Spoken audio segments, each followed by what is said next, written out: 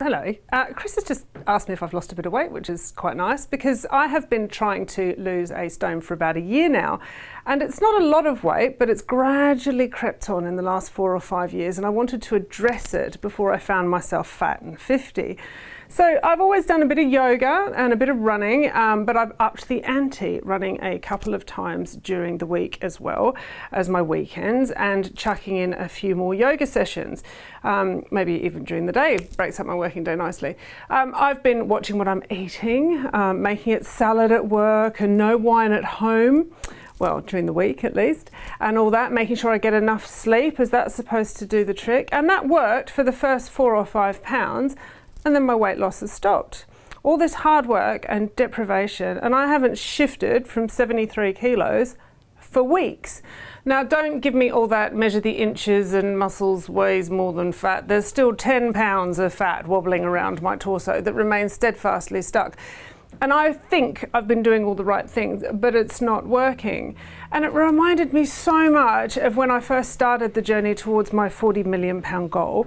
We'd been at £1 million for years, and I'd addressed so much in my business, professionalised my behaviour, learned a lot more, systemised and documented and focused on a lot of sales, and started to see the uplift. And then it plateaued. And that year we ended up adding a mere 10% on turnover and even less profit than the year before, which was rubbish. And it felt utterly galling that despite all I was trying to do, it wasn't actually working. So I really had to look at what I was doing wrong and to try and fix it. And this is what I discovered. The reality is that when I looked in intrinsic detail, I wasn't persisting consistently enough for momentum to be gained. It's tricky, as our entrepreneurial nature often works in short, full-on bursts of energy, but the persistence and consistency is genuinely what brings results. It was all very well to work flat out for 4 weeks and then let a project tail off, which was pretty habitual behaviour for me for 19 plus years.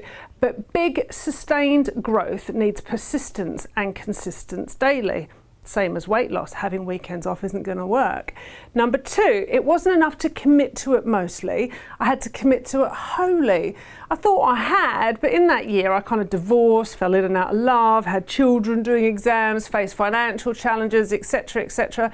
My focus had only been 80% on the business. I needed to concentrate 100% on it. Number 3 was that I had to change something in the recipe. Something wasn't gelling, working, helping. For me, it was the people. There were 2 people that were taking up so much time, they were holding us back. Our team recipe wasn't working, so it needed changing. And number 4, I needed better monitoring too, because my perception of all we were doing was very far from the reality. So I increased the daily monitoring infrastructure so I could get a better idea at the time of our daily progress, rather than getting 3/4 of the way through the year and thinking we're going to miss the target, when there's little we can do at that point in time to catch up with it. Needless to say, since then our growth rates have been 40, 60 and now 100%, which is a bit more like it. Still not enough, by the way, but far from shabby. And I'm going to apply all of these lessons on the diet front. You know, I'm going to persist daily and consistently, long-term persistence. I'm going to fully commit. This has to be my personal project for a while. I'm going to have to change my recipe because what I was doing hasn't been working. And I'm going to monitor it daily, calories and activity, so I can get on top of my performance before I scupper project weight loss, if you like. It's not easy, you know. I sat in last Friday night, staying away from temptation, to be honest, feeling a bit miserable and deprived. And then I gave myself a big kick up the arse. Because as I say about the entrepreneurial journey, we are living in a way today to live in a way tomorrow that most people never will. In a small way, my diet is the same thing. My sacrifice now will return me to the svelte physique many 40-plussers want, but very few commit to the lifestyle, exercise and careful eating that is required. It's a choice to pursue a higher state or a standard higher than most people wanted to achieve. It does take sacrifice.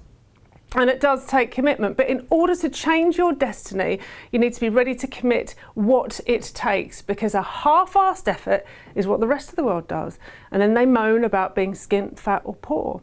We don't want to be like them now, do we? So I'm off for a run. I'll catch you later. Take care.